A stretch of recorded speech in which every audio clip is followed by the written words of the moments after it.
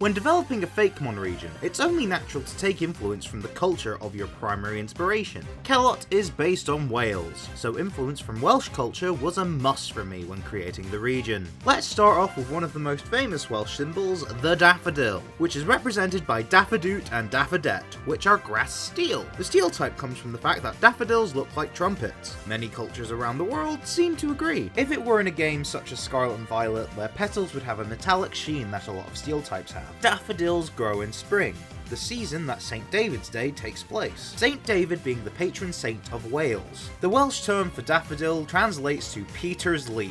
We don't know who Peter is, but the Welsh love leeks. If you're thinking of a certain duck Pokémon, it's coming. Just wait till the end. The name comes from daffodil, obviously, but also doot, which is just a cute cartoon onomatopoeia for the sound a trumpet makes, with Daffodette adding et due to it being the region's grass lady and sounding a bit like trumpet. It also comes from croquette, which is a flirty lady getting what she wants, and this one wants to play music!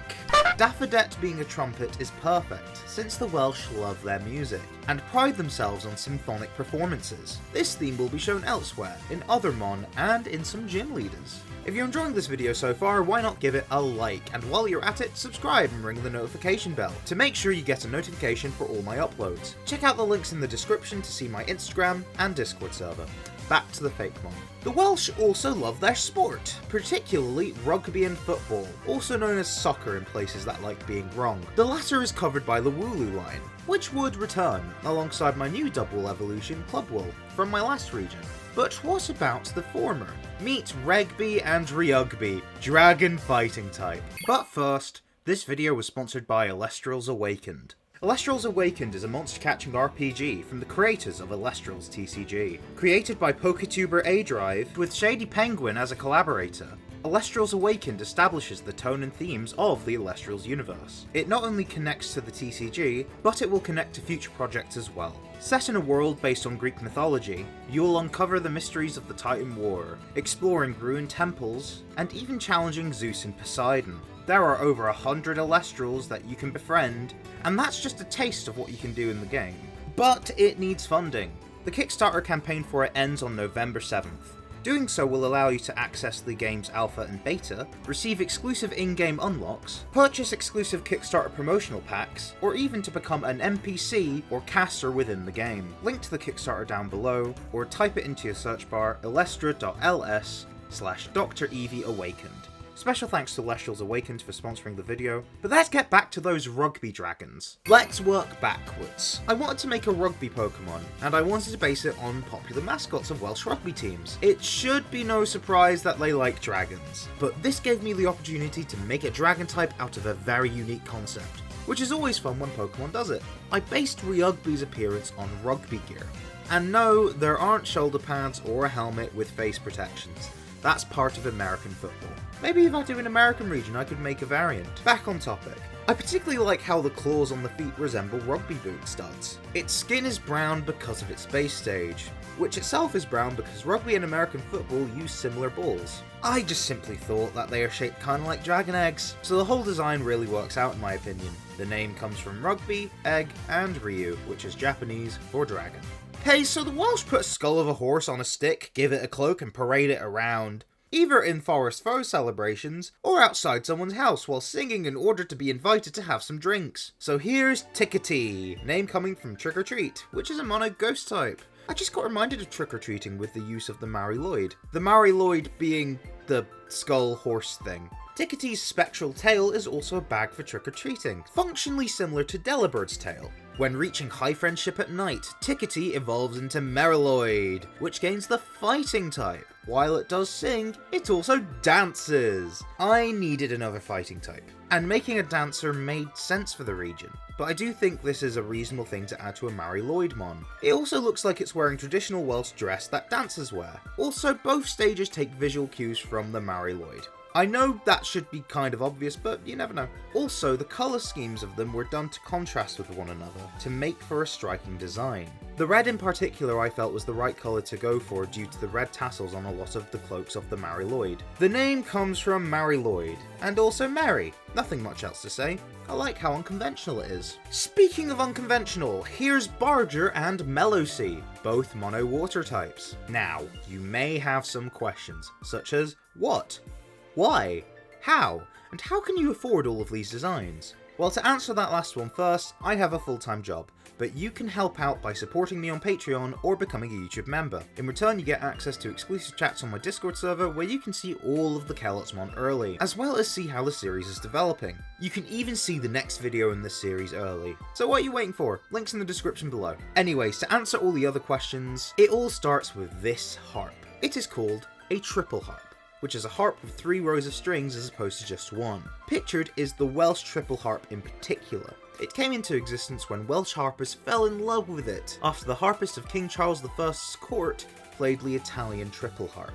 The Welsh triple harp is the main instrument associated with Wales, and celebrated in Wales for its Welshness, since other harps like it fell out of fashion in the rest of Europe. Now that explains the harp and music motifs, with Bardger having seaweed hair in the shape of a treble clef, and a tail and bubbles making a bass clef, and Mellosea's harp, which you actually need to give to Bardger for it to evolve. The item would be called the Sunken Harp. That said, I've not explained why Mellosea is playing the harp at all yet. I'm getting there. I next have to introduce you to Maritascus, a healer god, referred to in inscriptions in the city of Mellosea in Burgundy, France. A decent chunk of France used to be the home of Celts, you see. Maritascus isn't his name, it's an epithet, meaning a descriptive term used in place of a name.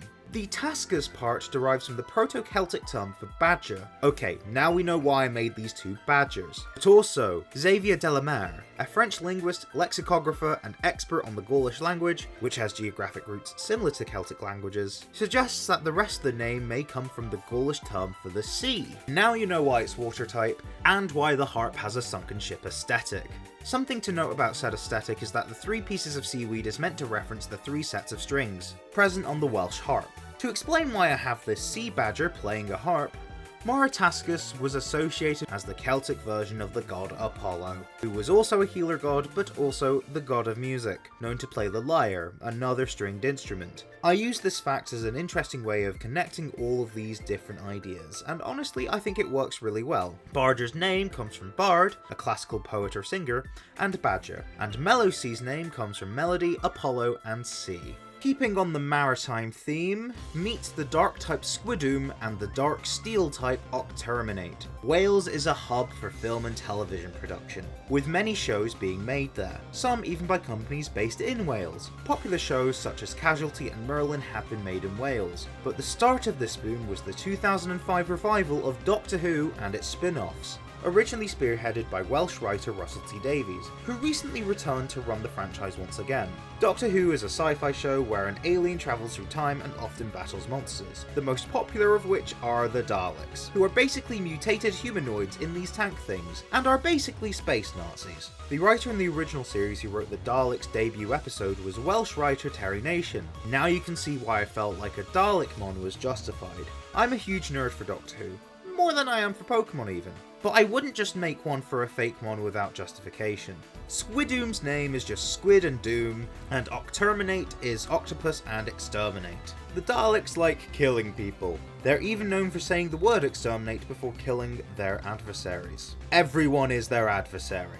The evilness is perfect for the dark typing, so much so that I made a dark type steelworker-like ability as its hidden ability, which I call Malice. The bumps on the tank are on the base stage as well for cohesion, and an evil eye to really sell this dark typing. I particularly drew inspiration from the Eye of Sauron from The Lord of the Rings. It looks evil and provides contrast. Even though their darker colours scream evil, their soft silhouettes and the lightness of the metal on Octerminate do bring a sense of friendliness. This is a Pokemon and not literally a Dalek, just based on them. This thing isn't literally a Nazi, this can be your friend, it's just mean. Speaking of mon to do with outer space, meet Astronom, an astronaut you want to nom on. It is based on Welsh cakes, a signature sweet bread from Wales, which includes more fat and sugar, as well as dried fruit. It's part fairy type due to being a sweet treat similar to that of the Fido line. It is a psychic type due to its connections to space, which is only emboldened further when it evolves into Cosmonom, when you give it a moonstone.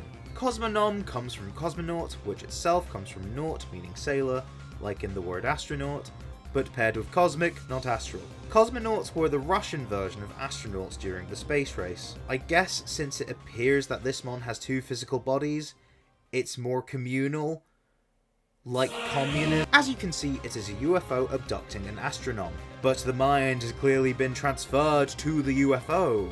It also has some Chinese mooncake elements, which is another kind of cake that adds to the moon theming. Said moon theme was because of Sir William Lower, a Cornish-born Welsh astronomer, who had witnessed many phenomena, such as Halley's Comet, but also described the moon as having a texture similar to that of a tart, another sweet treat. The moon is made of rocks and stone, and Welsh cakes are stone-baked, and mooncakes are named after the moon. So all of this fitted together in quite an interesting way. This next one is also kinda weird. Meet Wooshle, a rock flying type. It is based on Conwy Castle, a castle in North Wales. The surrounding area is a popular tourist attraction, especially to Japanese tourists. As a result, Conwy Castle is twinned with Himeji Castle in Hyogo, Japan. The Japanese influence even extends to the town of Conwy itself, which has a local dish called Wooshle. It is a take on sushi, but with more traditionally Welsh fillings. By the way, this is why Wooshle's eye looks a bit like a sushi roll. So rock makes sense, why does it fly? This is where Hayao Miyazaki, anime film director and co-creator of Studio Ghibli, comes into the picture. You see, in 1984, Miyazaki visited Wales. The architecture of Wales, as well as the miners' strike happening at the same time, influenced his debut film at Studio Ghibli, 1986's Laputa Castle in the Sky. Part of me also wanted to take some cues from the 2004 Studio Ghibli film Howl's Moving Castle, which might have taken some Welsh influence too, but that might be a stretch, since it's adapted from a book from English writer Diana Wynne Jones, but Howl in the English dub is voiced by Christian Bale, a Welsh-born English actor. I just felt a further Ghibli reference is fun, since it's already loosely based on a Ghibli film to do with a castle. Wooshle's name is just Castle, Wooshy to further reference Conwy, and it's spelled in a way that sounds like whoosh, which is onomatopoeia for things which fly past. I just think it's fun to have wild concepts, and the artist loved working on this and the next mon, that being fairy normal type Microdia. If you live in the UK, like me, you have the right to free healthcare, thanks to the National Health Service, or NHS for short. Side note, please don't take the NHS for granted. Pretty much all the major political parties in the UK want to privatise it to some extent, which will financially cripple a lot of people if it happens. Try to contact your local MP to let them know the safety of the NHS is a priority to you, and privatisation won't solve its underfunding. Especially do this if it comes up in the news. Sorry, I just had to make this a public service announcement. Microdia would be proud of you. The reason I made her is because in 1946 the NHS was founded under the recently elected Labour government led by Prime Minister Clement Attlee. Attlee was English, but his health minister, who was the individual behind the NHS, Aneurin Bevan,